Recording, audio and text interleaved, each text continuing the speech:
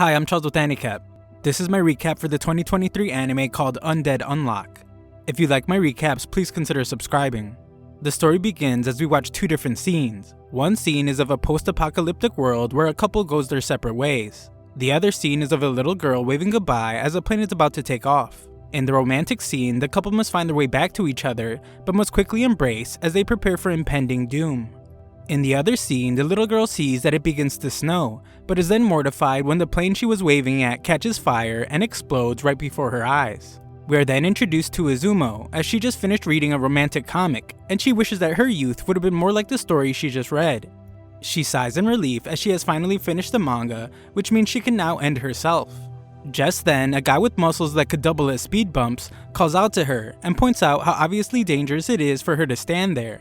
She explains to him that all she ever wanted was a shot at passionate romance like the one in her manga, but thanks to something wrong with her body, that'll never happen. This is why she has chosen to die. This super dramatic girl threatens the man to not mess with her, but he doesn't seem to take her seriously at all. She continues her threat by revealing that anyone that touches her will contract an incurable disease and die. The bulging behemoth of muscles just calmly listens, and she reiterates that she has nothing good to live for with a body like hers. The emotional pain she feels causes her to close her eyes, but the walking mountain of muscles strangely just walks right into the knife she was threatening him with. She has no clue what's going on as she wonders if she stabbed him, and the man grabs her head. It turns out that he has never heard of a deadly disease transmitted by touch, but he thinks it's cool. The psycho points out that dust have been getting pretty stale, and he excitedly waits to feel the poison. He says that he touched her and is excited as he wonders if the poison's going to hurt. She tells him that her unluck is coming, and the guy is shocked as the cement beneath his feet breaks and his body gets introduced to a speeding train. Izumo is completely beside herself as she apologizes to the stranger for doing it again. She condemns herself for dragging another person into her problem and blames herself for taking too long to end it all. However, she is shocked to hear the guy's voice again and even more startled when his head rolls over to her. This guy is way too excited for someone that was just decapitated, and he realizes that this disease stuff she said was just a front to protect others. Izumo then watches in utter disbelief as the guy propels his head forward with his blood and reconstructs his own body. The human blood rocket determines that it's his lucky day since he found someone like her, but she isn't listening to a word he is saying. She is still completely shocked and frantically calls him a zombie as she gives him a painful punch and runs away. This guy is quick on his feet as he manages to propel his entire body to capture her and explains that he is undead. He has some questions about the unluck thing she mentioned, but the cops are on their way. He tells her to hold on and takes off like a blood-fueled jet. He wonders if she was impressed with his leaping abilities and explains that he simply regenerated his torn off legs at high speeds and used the momentum to do it. Izumo completely ignores the regenerating psychopath and tries to get away. He just captures her again, but Izumo is quick to remind him that he's touching her, and he will trigger her unluck again. The guy won't be fooled though and correctly points out that he should be okay as long as he only touches her clothes. She just wants him to let her go, but he points out that it's a long way down, and all he wants is more information about her unluck. Izumo freaks out for a bit, but soon realizes that she was planning on dying that same day anyway. She claims that his threats won't scare her, so he has the brilliant idea to just spin her around at absurd speeds. Izumo can hardly stand the psychopath's torture, and she frantically agrees to tell him everything. Afterwards, her explanation starts 10 years ago when she was only 8 years old. Her parents were heading overseas on business and she was seeing them off. They said they'd be gone for a week, so they hugged her a whole bunch before they left. About half an hour later, their plane encountered unexpected engine trouble. All 270 people aboard, including her parents, died. It was then that she learned, although the degree of it varies, that people who touch her end up getting hurt. That's how she figured out that she caused what happened to her mom and dad. This is why she covers her bare skin from head to toe. She has a hard time speaking as this is a very personal thing she's telling this complete stranger, but he rudely interjects and hugs her. She wonders if he even listened to what she said, but he very much has. What he understood was that touching her brings out a stroke of unluck, and he has now decided to test it. She tells him that he needs to run while he still can, but it's too late and a fallen crate turns him into a banana pancake. Izumo takes this moment to get away from the flattened psychopath, but he quickly regenerates, unsatisfied with the results. Unfortunately for her, she slips on a banana peel and falls right off the building as the guy enjoys a snack. Izumo, in disbelief to be dying to a stray banana peel, the funniest sad way to die, points out that she never even had the chance to experience anything. As she falls, her precious manga leaves her pocket, and she begs and pleads that it not end this way. The ground is quickly approaching, so she breaks down as she finally realizes that she isn't ready. Just then, our hero appears to grab her and her book. He uses his strange ability to slow them down and tells Izuma that there's no way that he's letting her die. This is because he believes that he has finally found the power that will give him a real death. He reveals that he knows there's a rule she tried to hide from him earlier. He thinks that if he can figure out what that rule is, then he can make an even bigger stroke of Unluck happen. His goal is to bring out the greatest stroke of Unluck she has in her, in the hopes that he can finally end his ridiculously long life. He uses his admittedly gross power to fly again, and declares that it's time to head back to his hideout and figure out her Unluck ability. However, in the distance, we see that he is being watched. The suit explains to someone that the human blood dispenser is en route to his hideout with what they call the new breed, and he is instructed to apprehend her after confirming her ability. At his hideout, the undead guy just discovered that how long he touches her correlates with the size of her Unluck. The next test he wants to do is surface area, so he instructs her to take off her clothes so he can cling to as wide an area as possible.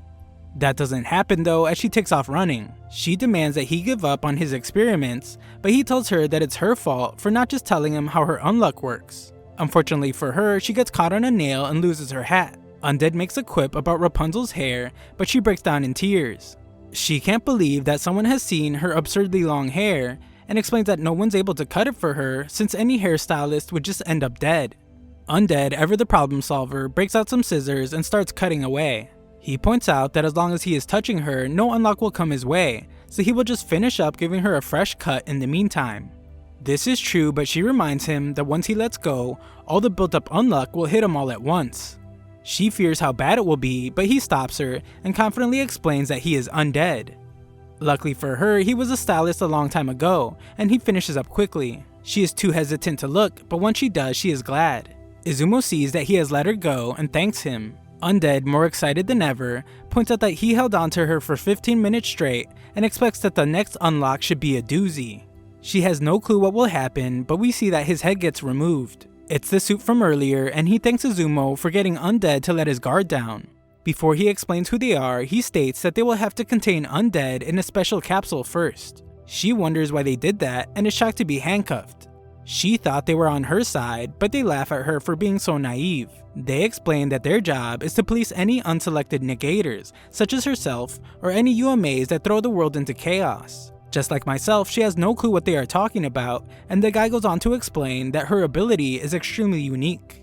They have determined that her ability negates the luck of whoever touches her and kills them, an ability perfectly suited for murder. However, touching her through cloth keeps one perfectly safe. He states that her ability's weakness is that once its conditions are known, it's easy to counter it with gloves. She realizes that they want to do something with her power, and they point out that obviously they want to use it for killing. He is sure that Undead wanted to use it for the same, since she would be quite the ferocious weapon if she bent to his will. Izumo finally speaks up and tells them that they are wrong. Even if they just met, Undead only used her Unluck on himself so that only he could die. She proclaims that that new zombie friend of hers isn't anything like him, but the suit doesn't want to hear it. He warns her to watch her mouth since he doesn't mind disposing of her instead of capturing her. Izumo breaks down in tears because unlike everyone else, Undead touched her without an ounce of fear. She blames herself since this happened to him because he cut her hair, but she is grateful he did. She thanks Undead, and just then, the suit holding Undead is struck by lightning. The other suits wonder if it was her Unluck, but determine that it wasn't because the requirements were not met. They assume it was a stroke of his own Unluck, but she tells them that they are wrong, and that was no fluke. Just then, Izumo's elated to see that Undead has returned, and the human blood rocket is furious. The suit states that guns are ineffective against Undead, and they have to attack him all at once to cut him down. Furthermore, he may be undead, but he's an amateur when it comes to combat. Undead is insulted to hear this. He explains that he might seem like an amateur fighter now, but the past is a completely different story. Usually, he doesn't have enough space for so much information, so he puts a lid on his brain to keep 100 years worth of memories bottled up. Otherwise, he would lose his mind. With the thing removed from his brain, Undead regains all his knowledge of fighting and easily defeats the enemies. Undead just now realizes what happened. Getting his noggin sliced off wasn't her Unluck's doing. The Unluck for the haircut was actually that lightning bolt. That was completely unexpected, and Undead determines that he needs to test for time lag in her ability. The suit realizes now that Undead isn't so simple, since the skills he cultivated through his very long life are also his weapons. The suit determines that he will have to implement a rather underhanded strategy, and threatens to kill Izumo if Undead doesn't hand over his own head without regenerating. Izumo thinks that's pointless, but the suit explains to her that Undead seems to value her quite a bit. Undead is super disappointed that the guy won't fight him, since he thought it would be fun, and he shocks Izumo when he starts taking his head off. Izumo begins a dramatic speech about how she can't see any more people around her getting hurt, but Undead isn't listening and already chopped his head off. Undead states that he doesn't care a single bit about her emotions. He had fun all day and wants them to party up again if they somehow see each other again in the future. Undead hands over his head, which causes his body to be destroyed. As his head flies in the air, Izumo begins to think about how the truth is she does know how to trigger the biggest stroke of Unluck. She frees herself from the suit, but thinks about how her plan might not go so well. She leaps into the air to give Undead's head a kiss on the cheek, leaving the suit to wonder what she did. She tells him that it was nothing special. She just thought it would be nice to cast all worries aside and touch someone. She knows that her Unluck is coming, and the suit has no clue what she is saying, but Undead seems to figure it out. He tells Izumo to get out of there as he regenerates, and tells the suit that he is done for. He explains that the moment the suit ran into the two of them, his luck ran out. Outside, the sky begins to light up, and Undead holds the suit as he looks up at the marvelous sight. It's a meteorite, and it completely destroys the entire building. Afterwards, Izumo worries about the zombie, but he would soon emerge from the smoke. His lighthearted attitude never changes, as he happily states that he has never taken a meteorite to the face before. She's glad to see that he is alive, and he compliments her on her good luck. The two finally introduce themselves, but Undead doesn't have an actual name. Izumo decides to give him one and chooses Andy because he's Undead. He couldn't care less and is just amazed to see that a kiss caused all that destruction. Sometime later, Izumo, whose first name is Fuko, thinks about how her Unluck always gets people killed. Because of this, she always felt that she didn't deserve to live. However, that's when she met Undead, who found her amusing. At first she hated it, but being with him helped her feel like she could keep living a bit longer. That feeling didn't last long, however, as she learned how crude Andy is. His obsession for drawing out the biggest stroke of Unluck has caused him to come up with an idea. He points out how a simple kiss did massive destruction, and determines that being more intimate should bring a massive stroke of Unluck with unlimited destructive possibilities. Andy doesn't want to waste any time, but Fuko is furious. She feels like he only thinks of her as a tool for dying, and tries to figure out a way to get out of the situation. Fuko comes up with a solution, and that is likability. Andy has no clue what she is talking about, so she explains that aside from her mom, dad, and him, she has also kissed her granddad, who as a side note had fake teeth so scary they could give a nightmare its own dreams. The only thing that happened to him from her kiss were sprained ankles. He passed away 3 years later, but there was too much of a time lag for it to be her Unluck's fault. Fuko determines that this must mean the more she likes a person, the bigger the unlucky event becomes. That means if he keeps trying to be intimate with her right now, then she will end up hating him forever, which will then lead to a crummy Unluck and he will lose his shot at a proper end to his life. Our boy Andy instantly realizes what the mission is. He tells her that all he has to do now is make sure she doesn't die till it happens. She wonders what he means by it, but he's already on the move. Moments later, Fuko is shocked to be in an impressive armory with enough weapons to make John Wick blush. And Andy explains that he set up places like this all over the globe so he can battle it out with certain guys whenever he needs to. She has no clue who those guys are, but there's no time for questions. The gun-loving maniac protects his precious bringer of death by dressing her up like she's preparing for the apocalypse. She is now bulletproof, stab-proof, and even resistant to chemical weapons. He explains that it's a countermeasure against the guys that attack them. They are an organization that polices unidentified mysteries like themselves. To them, they are the ones that they have to keep in check, and it's almost guaranteed that a second group of them will be showing up soon. Fuko thinks they might have scared them by bringing down a meteorite from space and all, but Andy states that there's no chance that they are scared. The organization has massive firepower of their own, people just like them. Guys and girls who negate the rules of this world, aptly called negators. This organization got a front row seat to their Unluck and Undead abilities, but the abilities of the organization members are unknown. They don't stand a chance, so Andy has decided that they need to run. He reveals that 50 years ago, those negators caught him and messed him up pretty bad. He spent the next 10 years in a lab getting his body tested on constantly. This makes Andy really curious about what they would do to Fuko if they caught her. There's no telling how many people would have their lives ended just to confirm the rules of her Unluck. Andy shows a bit of how his crazy, dark, imaginative mind works, as he points out that they might even cut off parts of her body to see if her Unluck still works when detached. Fuko can't stand hearing that and instantly agrees that they need to run. They ride off on their adorable tandem motorcycle, and Andy shows that he can get hyped no matter what the situation. Unfortunately, our carefree hero has no destination in mind, and his plan is to just keep running. Fuko feels like without a plan, it's only a matter of time before they are caught, and she is already enough of a liability to him. She fears what will happen to him if they get caught like the day before, but he calms her down. He explains that till she falls madly in love with him and gives him the biggest stroke of unluck possible, he promises he won't let her die. Fuko is shocked that he hasn't given up on her falling for him, but our confident protagonist guarantees it will happen. Just then, the sky tears apart like a phone screen in a world without cases, and Andy explains that that is how they warp. The guys that captured him 50 years ago popped out of one of those skyhole things too. Something huge emerges from it, and Andy, recognizing it immediately, calls them the Union. The giant robot of destruction does some serious damage, and Fuko tries to rush towards Andy. However, she is pulled by a guy that can clearly tell she likes Undead by the way she was running. She determines that he must be an enemy, and is shocked when she realizes that her legs won't move.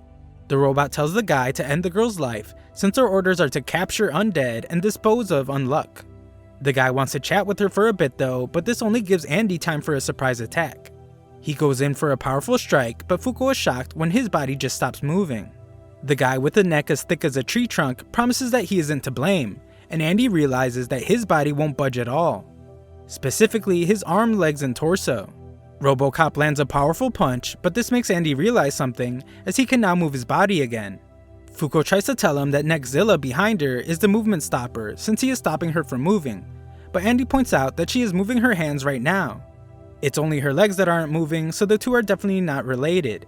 He explains that both of these guys are external targeting restraining type negators. They seem similar, but their ranges and abilities aren't. RoboCop in his suit paralyzed his body, and he assumes that the blue-haired dude has her will. The problem is, he doesn't know what exactly they're negating to pull this off. The guy with a neck so thick he could wear a hula hoop as a choker is impressed that Andy figured out that much. However, he points out that simply knowing that doesn't mean a thing. Andy doesn't seem to care whenever that guy talks and takes a punch to test his theory. He finds that he is right since he can move just fine after getting hit, and determines that all he has to do now is get hit, fix himself up, and punch the robot back. The overgrown toaster calls him an idiot, and the two go back and forth exchanging punches. The blue-haired guy is impressed by Andy, considering he's enduring an immense amount of pain, but can't help but point out how outrageous his fighting style is. Fuko is frustrated when she wonders if they're going to get chased by people like them forever, and he tells her that it's only if they manage to keep getting away. He points out that the meteorite they used didn't help their case, since it made their capture priority levels rise to 8 on a scale of 10, and she was only a 5 when she was first discovered. Now, no matter how many hunters they avoid, there will always be other menacing people gunning for them. She is shocked to hear that he means other negators like themselves, and wonders why they aren't being hunted like them. Just then, the robot uses boosters to power up his punch and knocks Andy's head off. The guy with a neck so thick all his scarves file for early retirement is glad to hear that they have piqued Fuko's interest. We finally learn that his name is Shen, and the robot wants him to stop answering her questions. Shen thinks she has the right to know and tells her that there are 10 members. They belong to the Anti-Unidentified Phenomena Control Organization, aka Union. Within its ranks, there's a special team made up of 10 negators. Once in, negators are exempt from pursuit on the condition that they commit to carrying out missions. There are a few tests that need to be passed first though. Fuko is excited to realize that they could be safe if they become members, but the robot threatens her and explains that all the seats are taken. As long as there are no vacancies, the roster sees no additions or changes. Any negator who isn't a member is a UMA who throws the world into chaos, a monster. The robot prepares to end Fuko, but Andy instantly saves her. He listened to everything. He has decided that instead of getting hunted, they will just join the hunting party. He is super hyped about it and explains that they will just destroy these two guys to make space for them on the team. It's uncertain what they will make them do when on the team, but Andy once again promises that he will never let her die. Not only that, but handing her over to anyone is also not an option. With that said, Fuko knows exactly what to do and touches Andy's chest. The hunk of metal, just like the best man at a wedding, points out how they just made direct contact, but Shen says it was only a small area, so the unluck isn't going to be that bad. Fuko, who has distanced herself, tells Andy that she is certain that a huge unluck is coming. Not wanting any misunderstandings, she explains that the massive size of the unluck doesn't mean she is in love with him. She only likes him out of gratitude. The robot tries to tell Shen to go after the girl, but he doesn't respond well to being bossed around. Fuko continues to try and set things straight, while Andy prepares for the unluck. She confirms one last time that she's not falling in love with Andy, just as Truck-kun makes an emphatic appearance. Andy tells the two guys that it's time to give up their seats on the team, and Truck-kun blows up all over them. They just barely manage to escape, and Andy leads them on a chase. He explains that negators either negate their own rules or those of others. When fighting against external targeting negators like them, you have to figure out what they are negating as soon as possible. Andy shows that he's actually quite smart, as he is determined that when the Jumbotron gets an attack stance, he negates his movements, which should mean its power is called unavoidable. Shen is still a mystery though, since he was able to restrain Fuko without any kind of specific movement. He decides to stay hidden and use some hit and run tactics till he figures them out. Andy prepares for an attack we haven't seen yet, but is shocked to find that the building is filled with dynamite. Fuko rushes over, wondering if she's at fault for the explosion, and we see that the evil duo are still alive. The robot has had enough of the girl, since unless they can predict what will happen, her unluck is not a weapon, it's a disaster. However, he decides that he will destroy the defenseless Andy first. He tells Shen that their mission is almost complete, but is shocked when he realizes that Undead is actually the one behind him.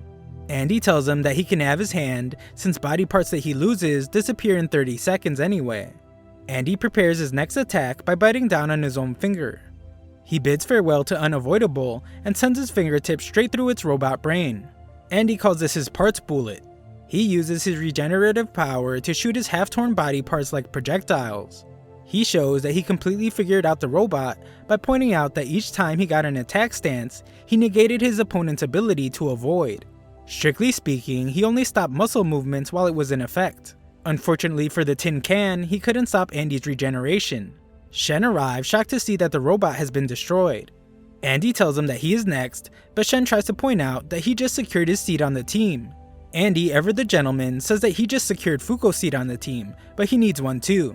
Shen prepares for battle, and Andy wonders what he negates. He determines that he will just have to find out the same way he always does, and that's by getting his life ended over and over again. Andy initiates the fight by targeting the opening in Shen's stance with his right leg, but is stunned to see that he attacked with his left leg instead. Fuko arrives just in time to see that the two are battling it out. Shen can barely hold back his joy as he points out how amazing Andy is, since he never thought anyone would be able to lay a hand on him. Shen would give anything to spar against him on a regular basis, and Fuko can't believe that they seem to have become friends. Andy thinks he is clearly just messing with him and tells Fuko to toss him his sword. Fuko fears that Andy won't catch the sword, but he tells her to throw it anyway. Andy continues fighting and states that he may not know exactly what Shen negates, but his power is all about opposites. Shen purposely teases a gap in his defenses and prepares the defense on the opposite side. Right goes left, up goes down. It's incredibly annoying, but Andy determines that's all there is to it. Andy catches his sword with his neck just after figuring out his opponent, and goes in to end the fight. Unfortunately, he is somehow stopped. Shen explains that it was only for a split second, but Andy hesitated on whether or not to cut him down. Shen is surprised since despite being alive for nearly 200 years, Andy still hesitates when it comes to ending people. Either that, or perhaps he didn't want little Miss Unlucky to see him take someone's life. Shen is now the one that's ready to end the fight, but Fuko heroically jumps in to unluck this fool. He avoids her easily though. Shen won't reveal his rule to them, but does tell them that they won't be able to run away or touch him. His power works on their deep psyche, so it's no use trying to resist. Andy scolds Fuko for jumping in, but she points out that she was just trying to help. Shen asks which one of them will be joining the team, and Andy doesn't even hesitate as it's clearly Fuko. Andy is prepared to be taken away to a lab to be tested on, but Fuko reminds him how poorly they treated him and wonders why he would volunteer to go again. He explains that she wouldn't last a day there, but she is worried he might never be able to escape again. He tells her not to worry though, since he guarantees to slip out before she dies, even if it ends him. Even if she becomes a hunchbacked old bag, he promises to win her heart. Andy tells the two of them to leave already, but Fuko tells them to wait. She tells Shen to look away, but he explains that he can't since it will undo his ability. She tells him that he has to, and shocks everyone when she reveals that she's going to get intimate with Andy. Andy reminds her that she has to fall head over heels for him first, but she tells him to shut up. Because of how messed up her body is, she has never experienced even a tiny bit of romance. She has no clue if she has fallen for him or not, but he is someone that is willing to fight for her pitiful sake until he's a bloody mess. This is why she can't just abandon him without giving up something that just might give him the unluck he needs to end himself. She dramatically apologizes for not being able to do more to repay him, but this just makes Shen break out in uncontrollable laughter. Their relationship is hilarious to him, especially since they just met one day ago. They're such a comedic duo that Shen thinks splitting the two of them up would be a capital offense. Instead, Shen shockingly states that he will have the two of them kill another one of the members on his team. If they do, he will put in a good word for both of them. He explains that in 3 days, at Lake Baikal, one member will make a move to investigate a UMA. If they end this member that shows up there, then they are golden. This person will be wearing a red necktie and an emblem. Before he leaves, he warns them that there will still be people hunting them along the way. He hopes that they both make it in one piece so they can meet again at the round table, and leaves. Fuko is shocked that he spared them, and Andy points out that it was because of her deviant behavior. She tells him that she was serious about what she said, but Andy is a man of impeccable honor, and tells her that he doesn't want to do things that way. It was completely reckless. He orders her to never pull a stunt like that again, and she agrees. Their next stop is Russia, but Fuko points out that she doesn't have a passport. That's okay since our crazy hero doesn't trust public transportation. The plan is to drive top speed to Nagata. Next, they will hop on his yacht and book it to a Russian port. Then they will swap to a jet plane and head to Irkutsk, where he will hire some of his old war buddies to give them some combat support. Then they lie in wait for their target at the lake and end them. Andy's more hyped than ever to be going to Russia, where there's plenty of vodka. He's glad to hear that Fuko is 18 years old, which is the legal drinking age there, and our crude protagonist promises that they will have a drink when they are done. A brief look into the past takes us to 1970, where we find Andy in a Union isolation facility. A young girl with pink hair is in a separate room where an hourglass sits in the center. The two can see each other through glass, and Andy uses his blood to wish the young girl a happy birthday. Back to the present, we see that a girl with pink hair is in outer space and looks down on a boat. She seems pleased as we get some obvious hints that she was the young girl from the past. Back on Earth, Andy is pretty pleased with his souped up ship and explains to Fuko that they will reach Russia in no time. He can't understand why Fuko was so terrified though, so she reminds him that Chen said they would be hunted aggressively the entire way there. Our hero calmly tries to persuade her to come out of hiding, but she gets proven right when alarms start going off and missiles rain down from the sky. As the fighter jet showers them with attacks, Andy just wishes that he would have had time to have a drink. Fuko can't believe how calm he is right now, but he points out how lousy of a shot their attacker is. Besides that, even if his little boat gets blown to pieces, he points out that they can just use her unluck to blow their way out of the situation. Fuko tries to explain that her unluck doesn't just conveniently work that way, but our brilliant protagonist explains that it's all about how she uses it. Andy isn't just full of nonsense, as he proves his point by stating that his undead ability isn't just about death prevention. He demonstrates by cutting his own arm that if he cuts a part of his body nearly off and makes it grow back in place, it becomes a weapon. His part's bullet fist destroys their attacker, and Fuko foolishly wonders if that means they are now part of Union. Andy reminds her that Chen told them that in order to get into Union, they have to kill the person with the emblem on them.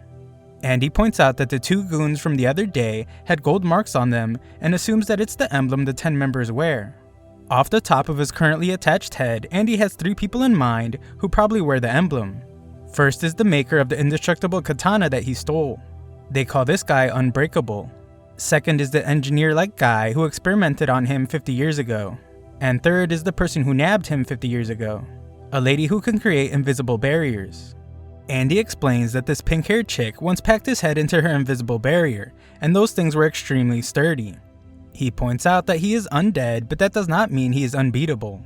He warns that things will be really bad for them if they somehow match up against this girl. Fuko can't believe that there is someone that our hero can't beat and hopes they never face Barrier Girl. Our always positive blood dispensing protagonist states that he couldn't care any less about all that. No matter who gets in their way, they will do whatever it takes to get to the lake and kill their target. He proclaims that nothing's going to keep them from their goal, and if worse comes to worse, then they can just rely on her Unluck. Fuko once again tells him that they can't rely on her Unluck like that, but this just seems to excite our zombie of a hero. Andy heads back to the captain's seat as another fighter jet has appeared, and tells Fuko that he will have to get a real good feel for her Unluck's rules before things start getting more dangerous. She fears this means that he plans to get all pervy with her, but our blunt protagonist doesn't deny it one single bit. Fuko reminds him that if he does anything like that, then his likability won't get any better, but the confident Andy is sure that everything will be fine. A look into space shows that the one attacking is the girl from earlier, and she exclaims that Undead never changes. She gets this crazy look in her face and states that he is the only man in this world that she was able to love. The crazy space girl launches a powerful attack from her space station, but knows that he will be alright because he never changes, and she is certain that he will make his way back to her. Back on Earth, Andy's ship is destroyed and he can't figure out what attacked them. He finds a trail of bubbles that lead him right to Fuko, who is unconscious. This dude must have went to medical school or something, because he states that if she is asphyxiating or in cardiac arrest, each minute docks her survival rate by 10%. Unfortunately, her legs are caught under the wreckage. Andy cuts his hands off and wedges his arm stumps in between.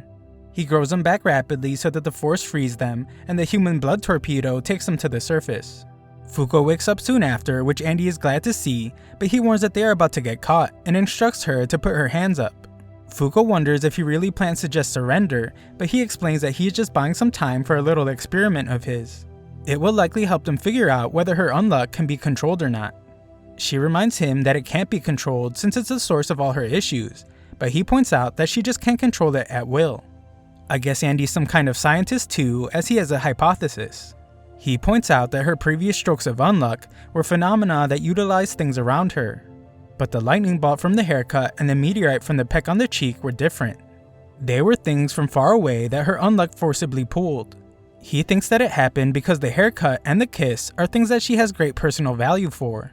In those moments though, materials needed for strokes of Unluck equal to the things she values a lot were not nearby. So those materials with equal value had to be pulled from far away. This entire conversation is really embarrassing for Fuko, but it only gets worse from here. Andy explains that for his experiment, he found a source that she surely has great personal value for that'll produce a stroke of Unluck equal to that value. And the Unluck that is going to come from it will be huge. Fuko has no clue what he did, but realizes that her top has been messed with, and Andy explains that in order to save her fleeting life, he had to perform CPR. She can't believe it and hopes that is all he did. Unfortunately for her, Andy explains that she still wasn't waking up. As he talks, Fuko gets more and more embarrassed, and the ocean begins to swell beneath them.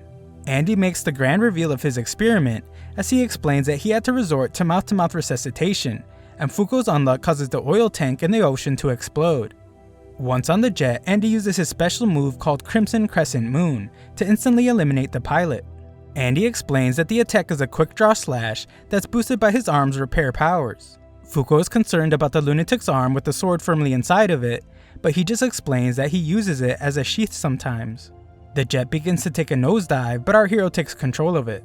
Sometime later, our blood-gushing scientist points out that his experiment was a success. All they have to do is find a seed of Unluck like the oil tank they just used, and get a grasp of the contact level suitable for triggering it. This way, her Unluck won't just be accidents, but the best trump card to turn things around in a fight. There might be a glimmer of hope in Fuko's eyes, but she still can't accept it. She thinks that it was just a fluke and tells him that relying on her is a bad idea. Andy's positivity is unwavering though. He gets hyped to go get some vodka, and she can't believe that he's already changing the point of the trip. A while later, the jet's self-destruct sequence begins, and Andy has to eject them. It's obvious that they figured out it was stolen, but Andy is still having a good time. Fuko thinks she has to point out to him that they are currently falling from the sky, but Andy just isn't worried, as he has another technique up his sleeve from his mercenary days. He calls it a 5-point landing. Andy breaks their fall, first with the balls of his feet, next the side of his calves, then his butt and back. Fuko is disgusted by all the sounds of his breaking bones, but it was an absolute success in Andy's eyes. Andy warns her to watch her head as their mark might be around there somewhere, but they forget all that when Fuko sees the beautiful lake. Andy explains that Lake Baikal is the world's deepest, clearest, and oldest freshwater lake. People from the organization are going to be there investigating a UMA, which makes sense as it's a pretty good spot for unidentifieds to hide out. Fuko is amazed by the sight and admits to always being a bit of a shut-in, probably because she kills everything she touches. She has never been overseas before, so Andy tells her that she should do some sightseeing. They don't have to worry about the Union either, since they won't make a move with all the tourists around. Operating in secret is more their style. Andy heads off to track down his old war buddies, since they'll be sure to give them the backup they need, but Fuko stops him for a moment. Her concern is about them joining the 10, and wonders who they will have to take down this time. The robot they defeated the first time clearly deserved it, but she wonders what they will do if their mark is a nice person this time. Andy doesn't hesitate for a second and says that their target is dead meat either way. He will take them down without a second thought so he can take their place in the 10. The plan stays the same. The mood is a bit too glum for his liking, so he asks Fuko if there are any foods she hates. She doesn't like wasabi, so Andy explains that the buddy he's about to bring over runs a great restaurant, and she will have to try the food. He leaves her for the time being, but reminds her that she came all the way to Russia just now. He tells her not to waste it by being her usual timid self, and urges her to have a good time. Some random Russian guys try to talk to her, but she instantly runs off. She thinks about how inconsiderate Andy was to say those words, since she can't have fun around people with her body the way it is. However, she realizes that if she hadn't crossed paths with him, she'd be dead by now. Just then, she notices a girl and gets caught staring at her painting. This girl is amazed by Fuko's Japanese-ness and shows off her schoolgirl uniform inspired by Japanese schoolgirls. Fuko doesn't know what to say as she never went to high school, and the enthusiastic chick is just disappointed to hear that. Fuko admires this overly excited girl's painting and can instantly tell it's made from watercolors. Fuko explains that she doesn't get out often, if at all, so she dabbled in art here and there. Fuko tries to explain that she isn't very good, but this chick seems to really want a friend, and asks Fuko to paint too. Fuko tries to decline as she is waiting for someone, and the girl instantly speculates that it must be Fuko's boyfriend. Fuko thinks about Andy, and the girl finally manages to convince her to paint. Sometime later, this girl calls Fuko Lil Lucky and points out that she has Lucky written on her cap. She asks Fuko if she likes stuff that changes or stuff that always stays the same. Before she can answer, the girl explains that she likes stuff that doesn't change. Stuff that is not tied down or swayed by anyone. This is also why she loves art so much, because you can capture the ever-changing world as a never-changing drawing, just like they're doing now. Fuko can't choose and decides that she needs to think about it for a bit. The girl is kind to Fuko and decides that they can take their time so they can just keep having fun. Hours pass and Fuko finally finishes her painting, but she's too shy to show her new friend. Fuko hopes that she won't laugh since she added a lot of stuff to it, but the girl explains that art is all about freedom. Fuko tells her that she shouldn't get too close to her and shows her the painting. The girl begins to say that art has no right or wrong, but is left speechless when she sees it. The girl wonders what all the sparkles around the moon are, and Fuko begins her explanation by pointing out that there's nothing up in space except for the moon and the sun. The girl agrees, and Fuko goes on to say that she thought the moon looked awfully lonely up there, so she gave it some friends. The girl is amazed by Fuko's thoughtfulness, and the two agree on how lonely the night sky can be. Fuko then reveals that she has an answer to her question. She reveals that for the longest time, she couldn't change, and it was so hard on her that she wanted to die. However, 4 days ago, she met this really odd guy, and it's been crazy ever since. There have been explosions left and right, and next thing she knew, she's in Russia. During all that, this guy never once took her 10 years as a shut-in into consideration. Even through all that chaos, he managed to help her change, and she thinks that is why she was able to draw with her right now. Fuko had so much fun drawing with her new friend, and she explains that she appreciates having someone who changes her, and changing in general. In this moment, the girl changes from the bubbly personality she portrayed all day. She marvels at Fuko's lovely words, but points out how naive they are. However, despite being extremely naive, those words resonate with her. Fuko has no clue what is going on as the girl is in the water, and the girl thinks about how age might have finally caught up to her. This girl clearly has some amazing power, as Fuko's in disbelief to see that the lake is floating. The girl stands on top of the floating lake as she puts a suit on, and Andy comes rushing out of nowhere. Fuko is looking for answers from him, but Andy doesn't say a single word, and uses his crimson crescent moon to attack the girl. She easily deflects the attack and is glad to see that Andy, who she calls Daddy Dearest, hasn't changed at all. Our smart mouth hero tells her that she's going overboard with the makeup these days, and reveals her name as Gina. He points specifically to her crow's feet, and we see that this makes her exceptionally angry. Andy makes another perfect 5-point landing, but Fuko wants him to be serious. She wonders if Gina's the troublesome pink-haired girl he told her about earlier, and Andy confirms that it's the chick who captured him 50 years ago. Gina calls for her hat and tells headquarters that she will play with her friends until the scan is done. Gina uses her insanely powerful ability to create stairs and explains that her boss briefed her. She is aware that they want to kill her so they can join the organization. However, she tells her friends Daddy Dearest and Lil Lucky that it won't be that easy, and it looks like they will have to change her first. Elsewhere, Shen thinks about how much fun he had fighting Undead. His disciple arrives to remind him to focus, and she reveals that Gina is about to begin battle with Undead and Unluck. Shen has gotten to know the pair pretty well, and he is sure that they will overcome the great obstacle they face now. Back near the lake, Fuko mounts Andy, and Gina rushes to Daddy Dearest as it's been far too long since they last saw each other. Andy removes his sword from his arm and instantly tries to cut her down with his blood. It's clear that he won't be able to cut her that way, and Gina can't believe that after 40 years, that's all he cares about. Fuko asks her if she's the one that caught Andy 50 years ago, and she confirms that she not only caught him, but she also supervised him throughout his captivity. Fuko can't believe it since they look the same age, and Gina is incredibly flattered. Andy is quick to rain on her parade though, as he points out that Gina was 16 when she caught him, which means she is 66 now. Andy is amazed by the organization's anti-aging technology, but his mouth is instantly shut by Gina's ability. This crazy chick points out that she is 16 internally, and uses her ability to force Andy to cut his own face off. As if Gina couldn't get any crazier, she looks right at Andy's cut off face and tries to give it a kiss, but her dreams are crushed when it disappears. Andy realizes that something invisible was covering his mouth, so he will have to figure out a strategy to deal with that. Gina's getting pretty annoyed by how close Lil Lucky is to Andy, so she explains that she was the first to fall in love with him. The female simp then tells the ill-fated story about how they met. She was the hunter and he was the hunted.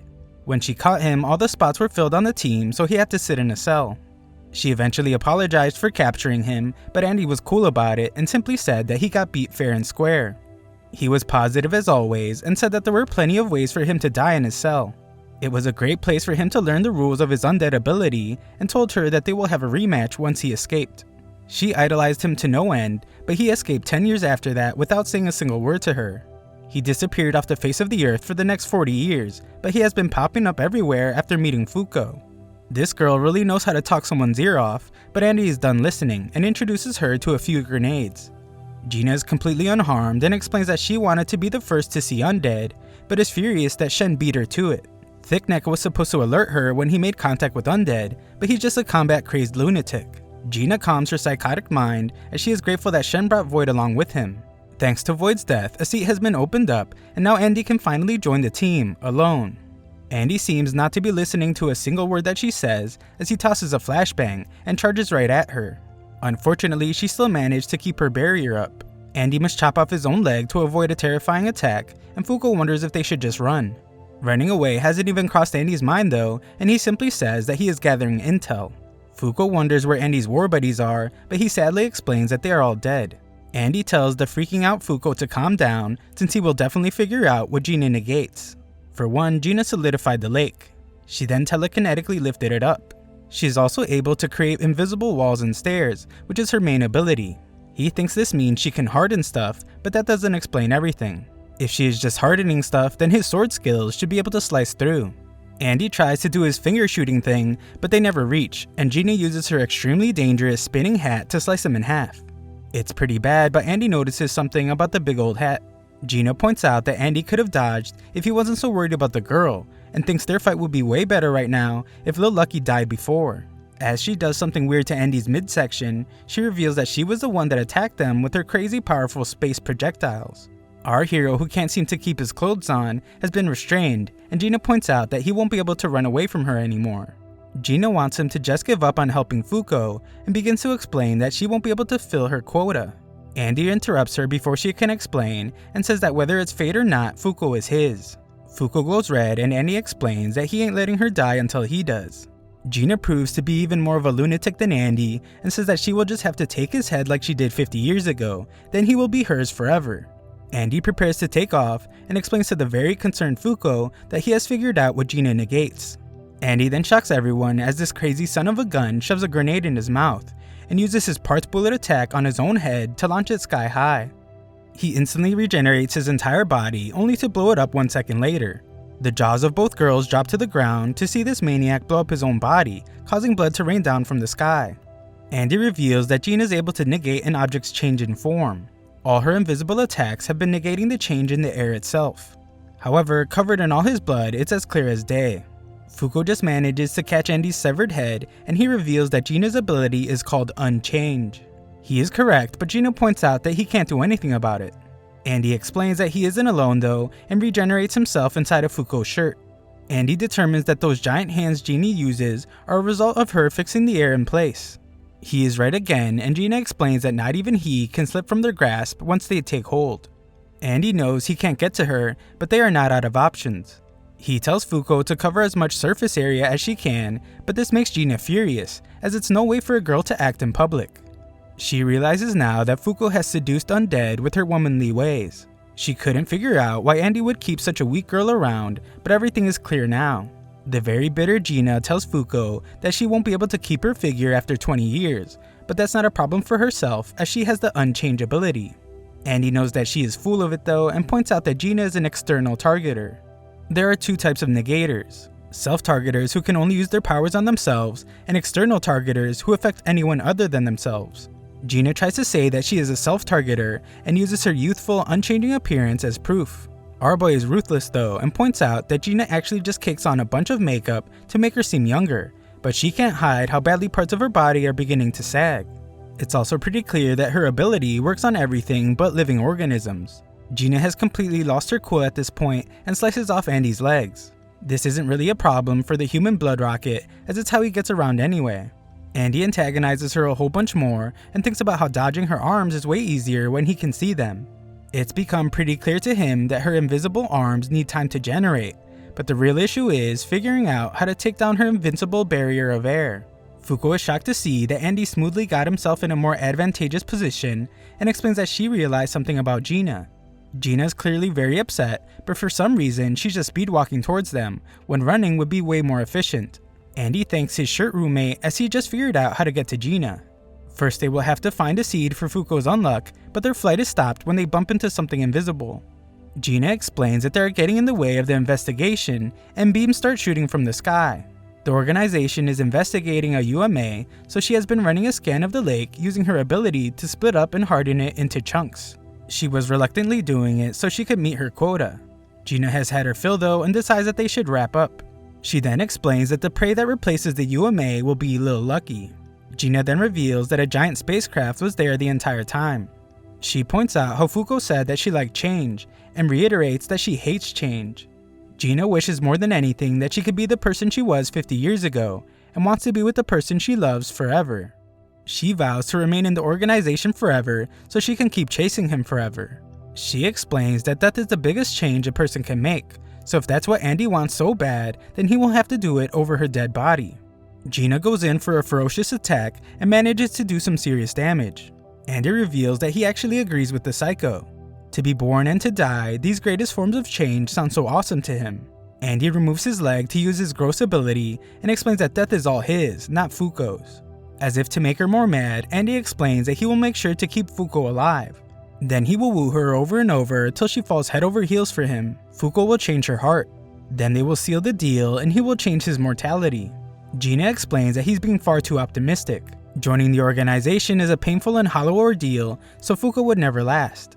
Andy must then dodge a dangerous attack, and he reveals to Fuko that he realized that there is a hole in the barrier beneath Gina's feet. She wouldn't be able to walk around otherwise. If he can slip through the hole, then he can beat her with the unlock he has been charging up this whole time.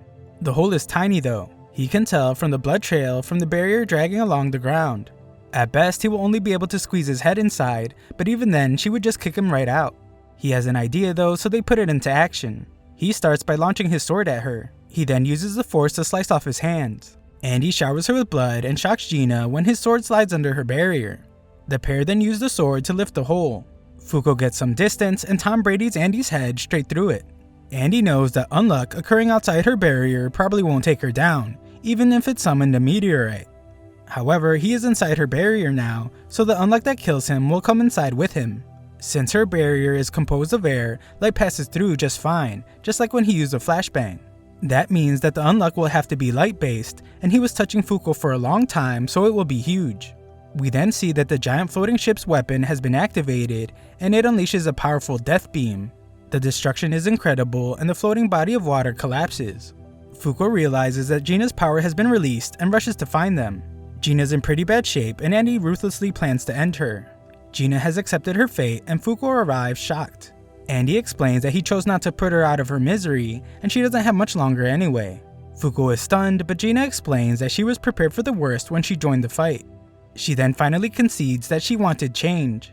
She was at the Union's mercy, she was at their beck and call. She has captured and executed so many people, and yet not a single thing changed. Not the world, and definitely not herself. She thought that their mission was to prevent change in the world.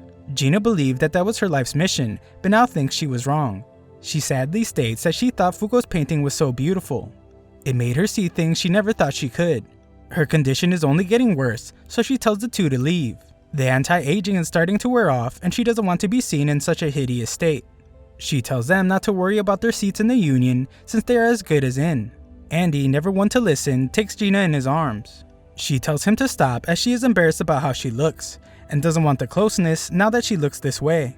Andy calls her a foolish girl though, and tells her that a few wrinkles aren't going to change how beautiful she is. They hold each other closer and share an intimate moment. Afterwards, our heroes mourn Gina's tragic death, and Andy explains that she always had a death wish. She would always put up a tough act, but every time she would come to his cell, she would express how she hesitated to end people's lives. She would always say that she was probably better off dead. Andy would joke about putting her on his hit list when he got out, and she would always get excited about it. Looking back now, he realizes that she was serious, and he thanks Fuko for granting Gina her wish. Fuko is still upset and wants Andy to make a promise that they will try to change things so no one else suffers like Gina did. She desperately wants to change Union, so our enthusiastic protagonist agrees to do it, and says it will help make Fuko fall in love with him too. Fuko begins to wonder if they can really do it, but our boy is already planning it out. He explains that the Union will be arriving at any time, so their first order of business will be to scope out the Union's hideout from the inside. They prepare to have a toast for Gina, but a horrifying creature emerges from a portal, stating that it has come to pick them up. It came much sooner than Andy expected, so the two find themselves falling right into the Union's meeting room. Fuko is shocked to see Andy chomping down on his own fingers, but he just explains that he's saying hello. Andy wants to end all of them at once with his finger bullets, but these Union members are not to be messed with, as they are completely unharmed. Our duo land in their seats, where Andy explains that everyone would have saved a whole bunch of time if they all just dropped dead right then. Our favorite tree trunk neck Shen points out to everyone how interesting the two are, just like he told them they would be, and the member named Yuiz welcomes them. The two are finally going to have their drink, but Andy is instantly obliterated by a robot mega punch of death. The punch came from Tatiana, a robot who is clearly furious as she is practically hyperventilating. The gun wielder named Billy tries to calm her down, but she can't contain her rage as she points out that these two killed Gina. She wants Andy to pay, but Billy reminds her that fighting among members is forbidden. Andy is glad to see at least one of them has a temper, and we see that he managed to somehow get an attack in while being punched, as Tatiana's hand falls apart, but she easily repairs it. Yuiz demands that they stop, and Tatiana aims her weapon at Billy against her will. Andy aims his sword at Fuko's neck and can't understand how his arm is acting on its own. Yuiz is clearly the one doing it, as Tatiana begs her to stop, as she doesn't want to end Billy's life, although Billy's confident he won't die. Andy can clearly tell that this person is powerful and agrees not to fight with them as long as she stops her ability. She stops and Andy apologizes for putting Fuko through that, but explains that they got some very valuable information from it. It's time to begin, so Yuiz calls upon Apocalypse, a psychotic-looking book with ravenous teeth that's excited to see fresh blood. Yuiz refocuses the bloodthirsty book so it does its job and reveals that there are 6 quests this time. The first quest is the capture of the unidentified mysterious animal, or UMA, called Burn, and their reward is the addition of an 11th seat. The second quest is the capture of the UMA Eat, and the reward is the location of the negator Unburn. The third quest is for the neutralization of the UMA called Language, with the reward of the unification of all world languages. Fuko is completely lost at this point, and Andy tells her that they are just gathering intel at this point, so she should just try to retain as much of the conversation as possible. The fourth quest is for the capture of the negator Unseen, with the reward of the location of the UMA named Call. Quest 5 is the capture of the UMA called Past, and the reward is the location of something called Artifact Rebellion. The final quest is for the capture of a UMA named Spoil, with the reward being the location of Negator Unrepair. The book explains that they have until August 31st. If all quests are not fulfilled, the penalty will be the addition of UMA Galaxy. Fuko is just as lost as I am, but Andy tells her to just keep paying attention. The member named Nico runs an analysis and uses the information gathered by their investigators to determine that the first 3 quests are the ones they can actually accomplish. He recommends that Burn should take the highest priority since the reward of adding an 11th seat is most worthwhile. Beyond that, they should definitely give up on the last one called Spoil. They are severely lacking in information on Spoil, so they would only end up losing members. Yuz decides that they will focus all their power on the first 3 quests. They will focus on strengthening their forces this time and just take the penalty for failing to do the final quest. Fuko takes it upon herself and asks the member named Top what the crazy looking book even is. Top explains that Apocalypse is the first artifact found on Earth. When Negators sit in every seat at the round table, it opens and forces a bunch of difficult tasks on them. If they clear the quest, then they get a reward, but if they fail, they get hit with a penalty. Fuko questions if it's really worth doing if they just end up getting hurt, and points out to everyone how even Gina felt like nothing ever changed. One of the quests was to capture a Negator, so Fuko fears that they are going to treat someone else like they treated Andy and herself. She points out that they are all just normal people aside from having insane abilities, and just wants it all to stop. Yuz stops her and states that rules have been added to Earth 98 times. Language, race, death, sickness are just a tiny few examples. Once every 3 months, new penalties are added even without their invention. That is why they intervene. Their forces need to be strong enough to complete these quests. So to accomplish this, they capture and utilize those with power. By gaining the rewards, they will grow in strength, so that someday the one forcing these rules upon Earth, the god residing on the other side of the book, can be executed. She goes on to say that they must try to keep all seats at the table filled so they have backups ready.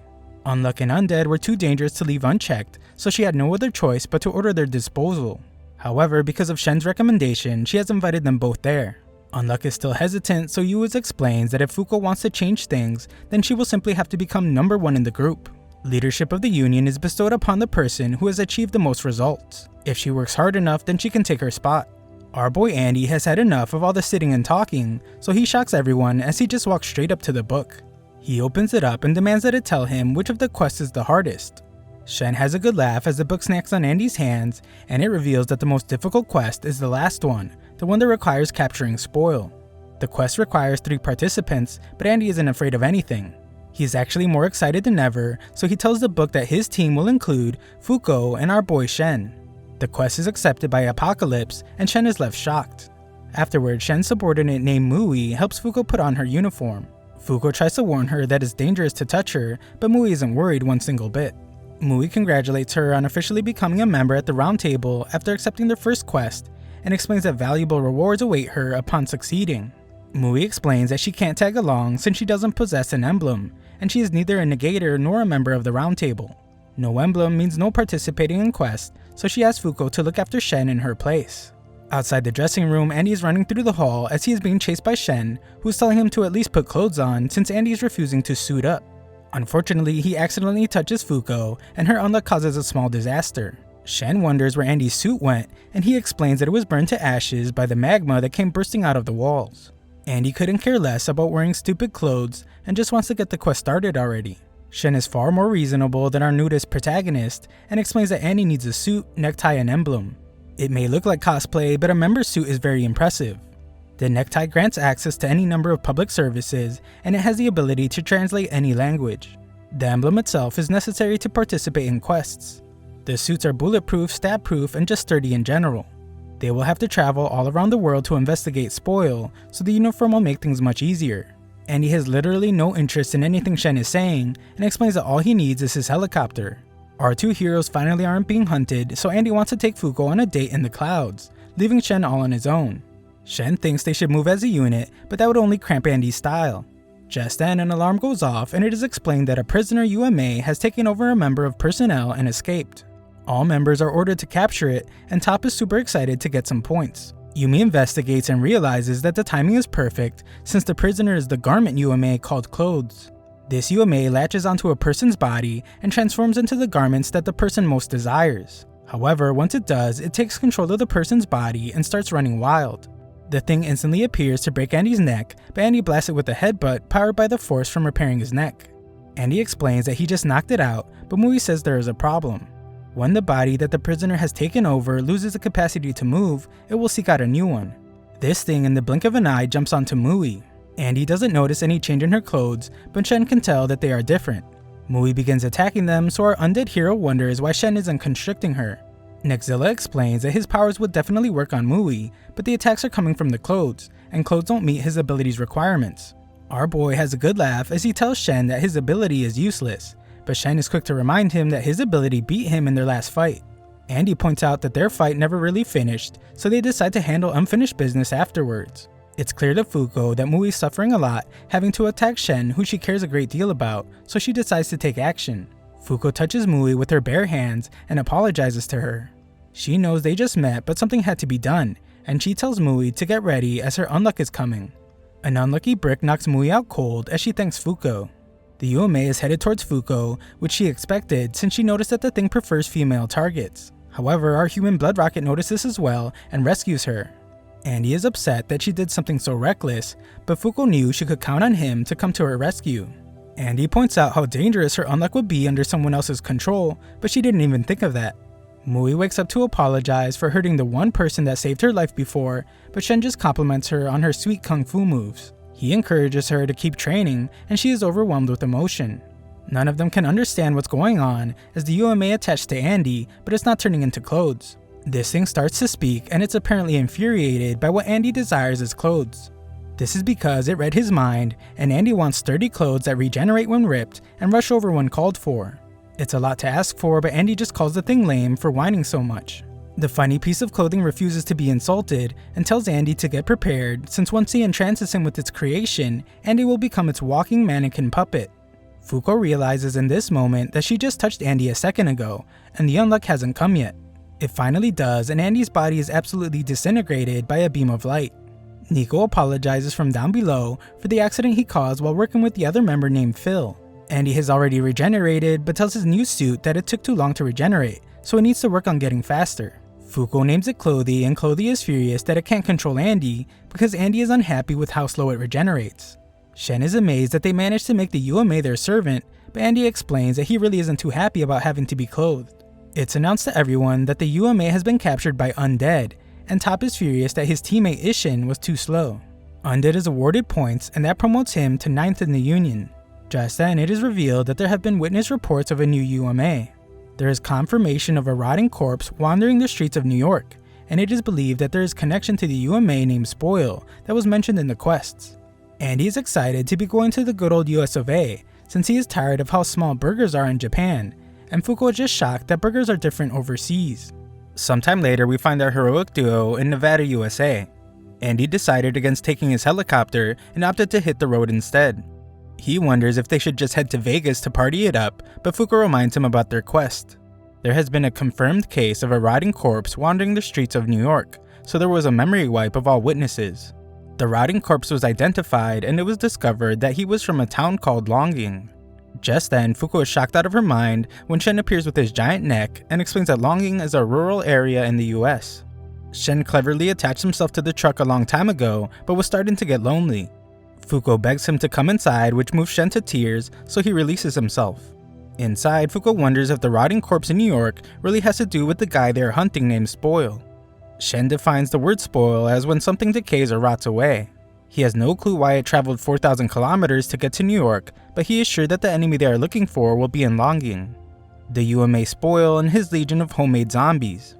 Fuko is terrified, but Shen explains that their investigators scoped out the town ahead of time and sent him an audio clip from when they set up a barricade.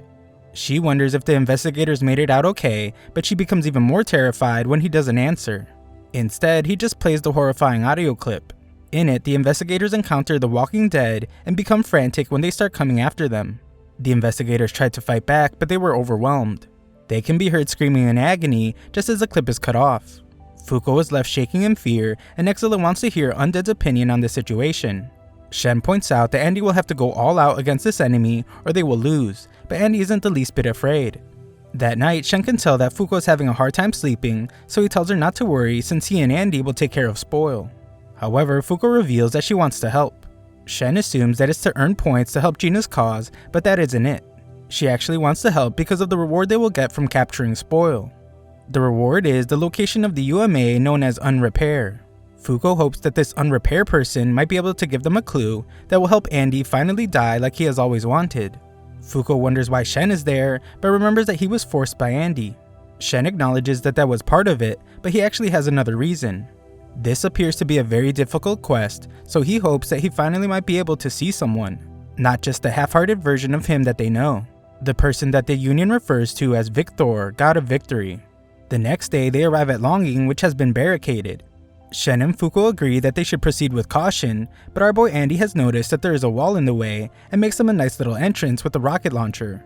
This of course attracts all the zombies, and Shen points out that that wall was supposed to contain them. Andy closes his windows shut and asks Shen if the zombies can be reverted back to human form. It's impossible for them to become human again, so this just excites Andy, as he doesn't have to hold back. Andy tells Fuko to brace herself and borrows Truck-kun's immense power to isekai the horde of zombies. Andy keeps his endless intensity going as he goes flying through the windshield to slice off some of his own limbs. He lands right at the center of a huge crowd of zombies and explains that he's going to finish them all off. However, he explains that if one of these zombies still has enough brain left in them to tell him who did this to them, then they should duck down right about now since he wants to have a chat with them. The human blood rocket then spins himself at crazy speeds and slices off the top parts of all the zombies. However, Andy sees that one of them actually ducked down, and he's glad to see that not everyone has been completely spoiled. Andy has this one zombie hilariously follow him to the truck and tells his team that all they have to do is have her lead them to Spoil. Fuko is ready to tag along, but Shen stops her and reminds them that they should be proceeding with caution. Shen asks if Andy has any experience fighting UMAs, but our absent-minded hero can't remember fighting any. Shen explains that UMAs are different from negators like themselves. UMAs are the very rules themselves. It's common for them to suddenly ensnare people without rhyme or reason.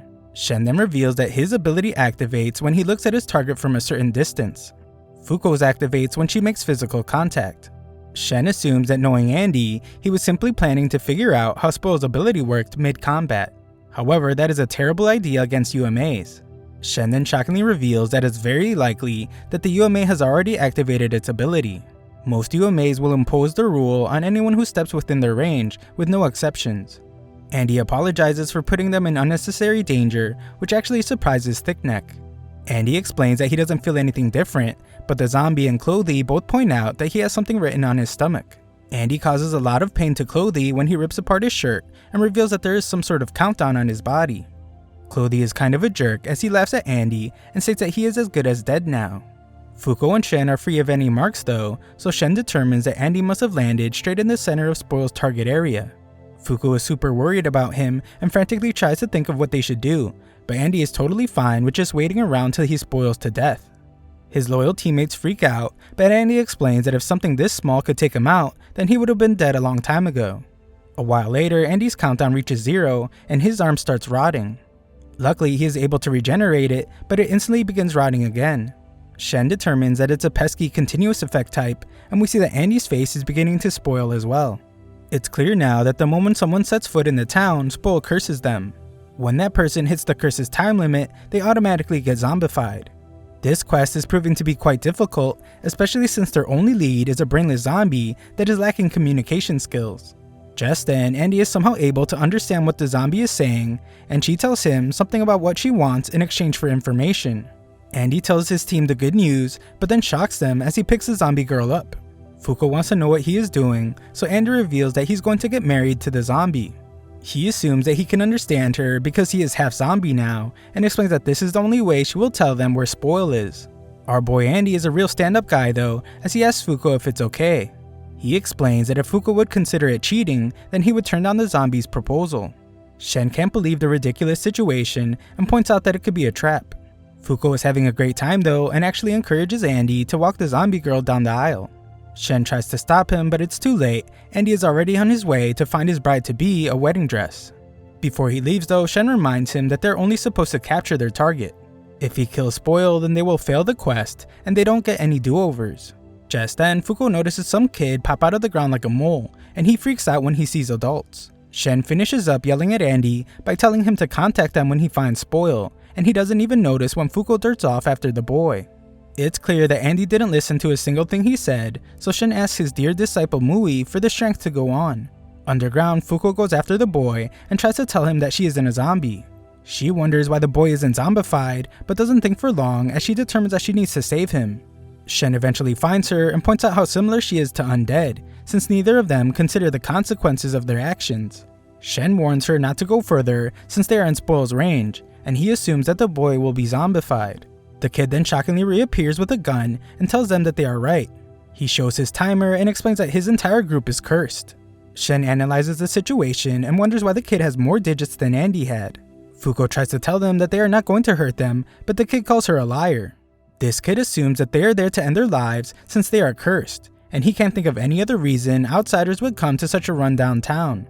The kid explains that the fact that they are standing a safe distance from them is proof enough, but he is shocked when Fuko runs to grab him. She covered most of her skin so her unluck won't affect the boy, but unfortunately for her, she gets cursed. I guess Shen doesn't want to feel left out as he intentionally steps forward and gets cursed as well. At our boy's wedding, Andy compliments his future wife on how great she looks. He points out that a priest should be there to say till death do them part, but remembers that they are both spoiling away anyway. We see that these two somehow even have guests at this wedding, and his zombie wife just manages to say the words thank you. Andy says it's no problem, and he urges the crowd to show a little more excitement. The poor zombie girl then explains that her dream was to wear a wedding dress, so that is enough for her. She urges Andy to go and save everyone, all those in misery unable to die.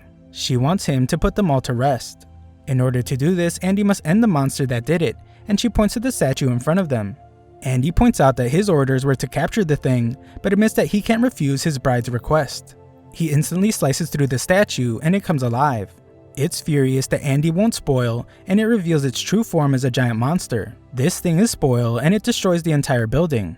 Andy is unharmed though, and he calls the zombies fools for protecting him. He thanks the zombies and gives Spoil a taste of his parts bullet hammer attack. The attack uses a bell to knock the monster back and also makes a loud ringing noise. Andy keeps attacking it with the bell and calls out to all the zombies.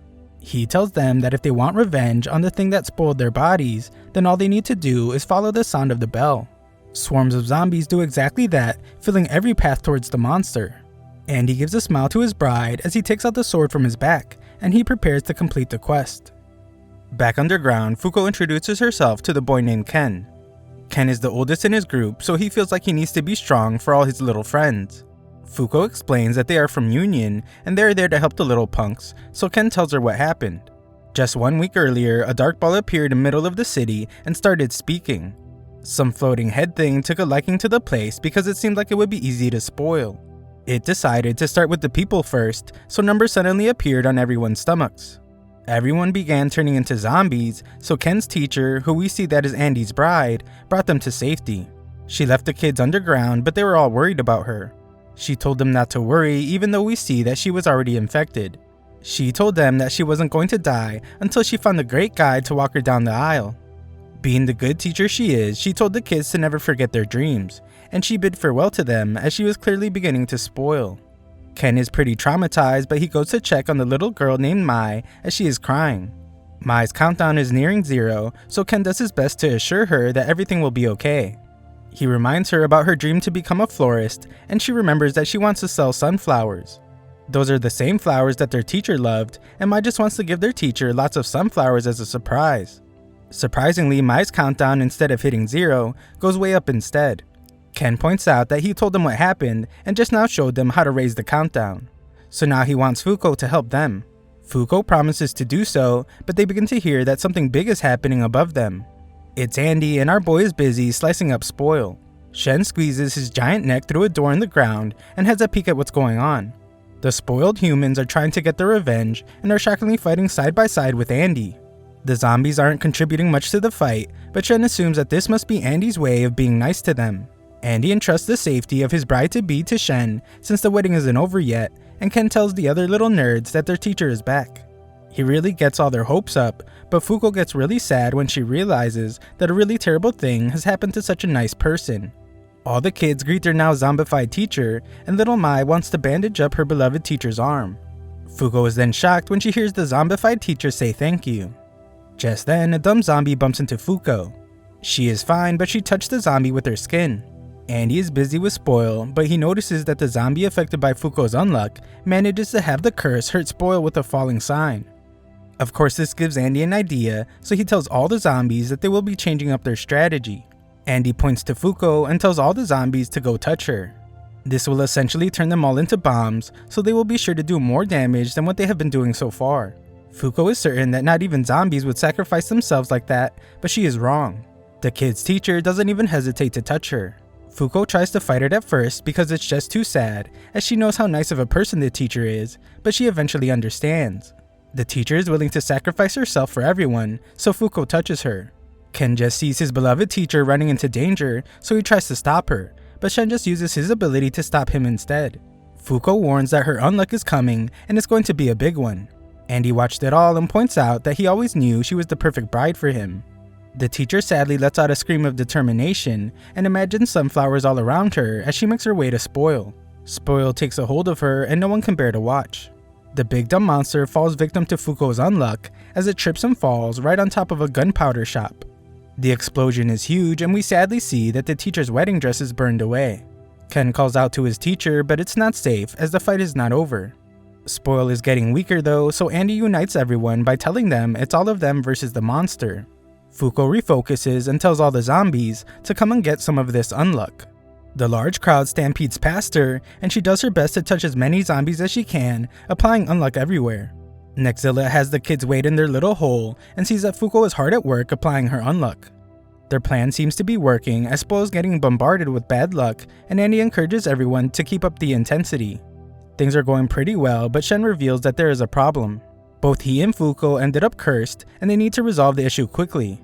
Andy is pretty upset, but Fuko begs Andy not to blame Shen since it was her fault for rushing out. Andy determines that they have no time to capture Spoil, so they have to end its life instead. Shen hates the idea since that would mean they failed the quest, and everyone would be furious with him.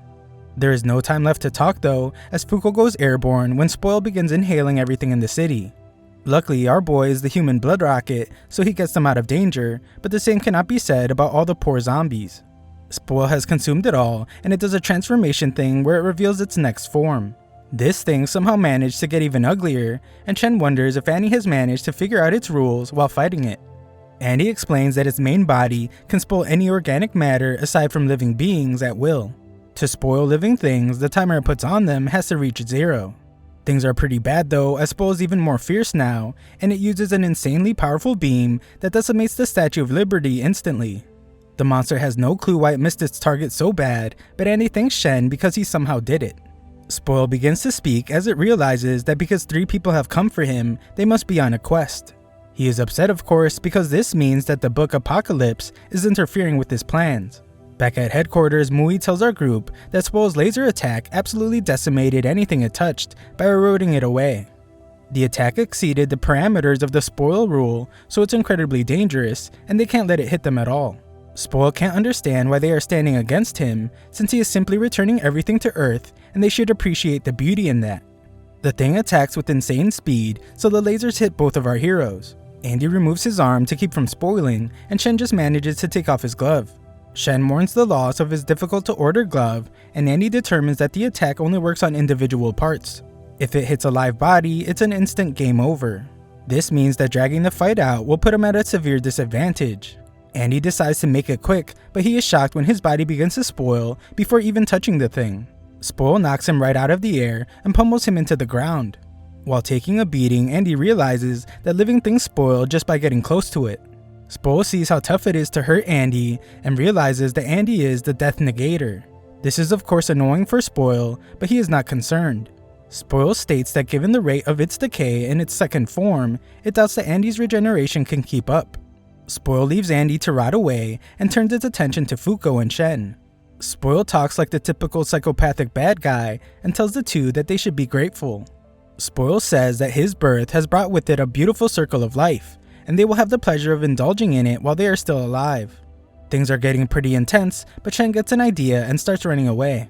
He tells the others that he's just stepping away for a second, but Spoil says that running away is futile. Even if Shen runs far beyond its area of attack, the timer will remain. Spoil continues its crazy talk by saying that the world before its birth was so stagnant. Everything grew uglier and uglier without decay, so he brought about change in the form of Spoil. Thanks to him, living things started fighting to remain longer. They used their brains and they grew from it. This thing is kind of starting to make sense, and he explains that it's a necessary rule. Spoil points out that the humans are the only beings who reject him, labeling him as an evil entity. As these two have a nice little chat, we see that Andy is trying to recover. Spoil can't understand why he is rejected by them, and he points out that humans get so attached to a body that won't even last a century on its own. Fuko has an answer for this monster and says that it's because humans have dreams. People simply live with the bodies they were born with and use them to accomplish their dreams. Fuko is defiant now and says that she's not going to let some rule that it made wreck any of that. Even if her body were to spoil because of him, she has a dream. Because of that, her heart will never spoil away. Fuko's dream is to become a normal girl and live her life to the fullest. Until that happens, she will never give up. Revealing her dream causes the timer to go up drastically, and Spoil has no clue what is going on. Fuko rushes off to Andy, and Andy admires how sick what she did was. Shen returns to praise her as well, and we see that he went to get his staff. He then gives Spoil a powerful smack on its head. Shen reveals his dream to become the greatest in all of creation. His number reaches 10,000 and begins climbing even higher. Thanks for watching my recap, subscribe and ring the notification bell for future parts.